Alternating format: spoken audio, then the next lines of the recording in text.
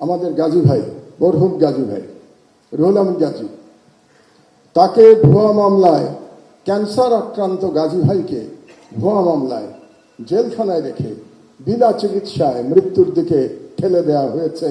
আমাদের ম্যাডামের মতো, ম্যাডামকে যেমন বিনা চিকিৎসায় ভুয়া মামলায় মৃত্যুর দিকে ঠেলে দেওয়া হয়েছিল। দুর্ভাগ্যের বিষয় হলো আজকে যারা মিডিয়ার স্টলওয়ার্টার এখানে বসে আছেন, তারা কেউ গাজী ভাইয়ের জন্য টু শব্দ উচ্চারণ করেন নাই। এটাই বাস্তবতা। 2 নম্বরে আমি নাম বলতে চাই আসাদ ভাইয়ের।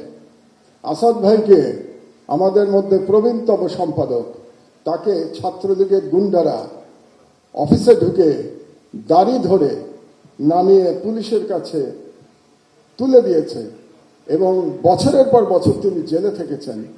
তিনিও অসুস্থ, তার স্ত্রী মারা গেছেন, তিনি তার স্ত্রীর পাশে যে থাকতে পারেন নাই, কারণ জেল থেকে বেরোনোর পরেও তাকে পালিয়ে পালিয়ে থাকতে হয়েছিল। আসাদ ভাইয়ের জন্যে কোনো এলিট সম্পাদক আওয়াজ তোলেন নাই।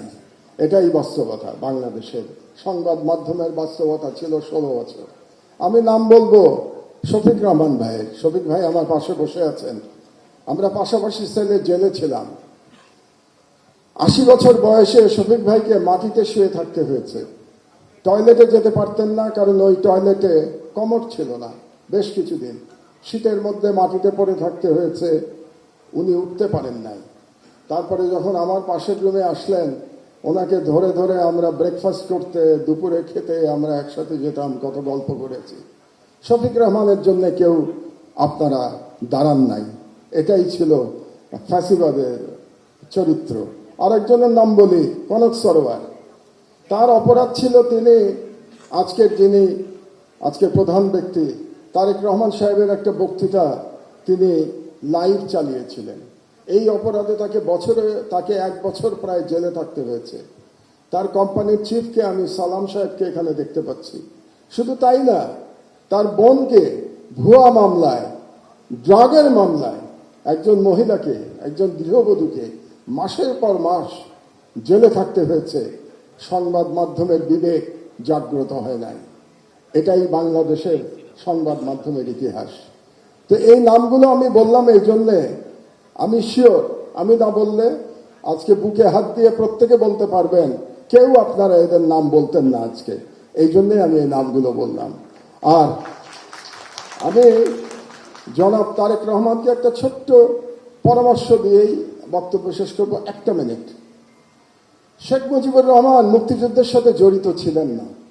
তিনি জানতেন না মুক্তিযুদ্ধ কিভাবে হয়েছে, এবং তিনি ফিরে এসেও জানার চেষ্টা করেন নাই মুক্তিযুদ্ধ কিভাবে হয়েছে। তাকে আওয়ামী লীগের লোকজন যা বলেছে এবং ভারতীয় পক্ষ যা বলেছে সেটাকেই তিনি ধরে নিয়েছিলেন। এটাই মুক্তিযুদ্ধের ইতিহাস ছিল। এই জন্যই তিনি ব্যর্থ হয়েছিলেন।